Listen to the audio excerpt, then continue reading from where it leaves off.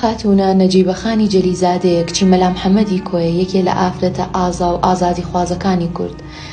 ئەم خاتونە زیرەک و هۆشیارە لە سەرەتای چلەکانی سەدەی 20ەمەوە تێکەڵ بە خەباتی سیاسی میلەتەکەی بووە، لایەنگرێکی دڵسۆز کە ئافرەتانی هۆشیار کردوتەوە بۆ خەباتکردن لە پێناوی بەدەستهێنانی مافی خۆیان و نەتەوەکەیان، و بەنهێنی کراوەتە سەرۆکی لقی یەکیەتی ئافرەتان لە شاری کۆیە، و دەورێکی باشی لە نێوان ئافرەتانە گێڕاوە بۆ کۆکردنەوەیان لە دەوری ڕێکخراوەکە.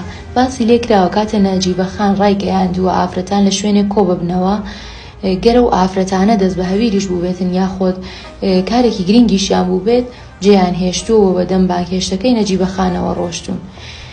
نەجیبەخان کەسایەتیەکی ڕاستگۆ و قسە لە ڕووی هەبووە. لە نووسینەکانی خۆشی کۆمەڵێک بەرهەمی مێژووی بەدەستنووسی لە پاش بەجێماوە کە لە پۆستەیە بۆتانە نووسم، تکایە ئێوەش گەر زانیاریکی زیاترتان هەیە بۆمان بنووسن.